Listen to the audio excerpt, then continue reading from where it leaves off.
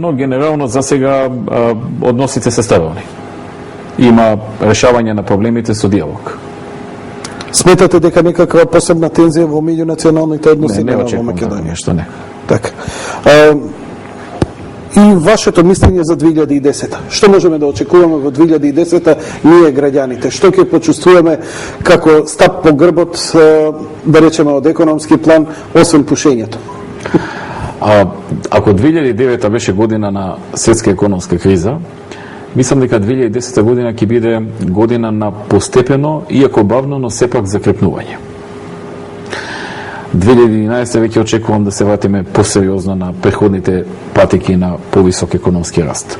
Ние за следната година проектиравме 2% раст, да подсетам, оваа година очекуваме да е некаде околу минус 0,6. 2007 беше 5,9 раст, најголемиот во историјата на државата. 2008 беше околу 5, ќе беше веројатно некај 6, но последните 3 месеци фати кризата и тие го намалија растот. А оваа година ќе биде минус 0,6%. За следната проектираме раст од 2%, што значи едно закрепнување, реално, иако тоа ќе оди бавно. Значи, ја гледам како оди во светот закрепнување. Тоа не може кај нас да оди брзо, ако во светот оди бавно.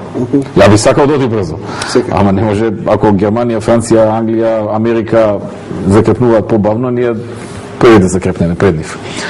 Така што ќе биде една година на закрепнување, ќе тргнат работите во подобар правец, но ќе оди тоа закрепнување најверојатно во текот на целата наредна година. Отприлика, накратко кажано тоа, ние ќе продолжиме со сите реформи, ќе продолжиме со исполнување на сите програми, ветени работи во програмата, ветени на граѓаните, сите модернизации. Од нова година ќе има ново намалување на придонесите, како што кажав преходно. Така што работите одат онака како што сме ветувале.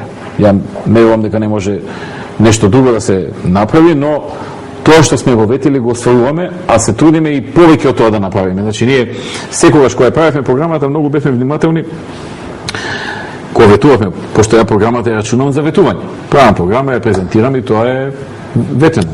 Многу внимававме да не ставиме нешто што не сме сигурни дека ќе можеме да го исполниме, затоа што после ќе не држат за тоа. Но после излезе дека некои работи што не сме ги ветиле, може да ги направиме. Така што затоа велам, прво гледаме тоа што сме го ветиле да направиме и плюс ако може нешто повеќе од тоа да се направи за да луѓето почувствуваат некоја придобивка од работењето на владата. Благодарам што имавте трпение овие 3 часа да одговорите на сите овие прашања. Благодарам. Ми беше задоволство, поздрав до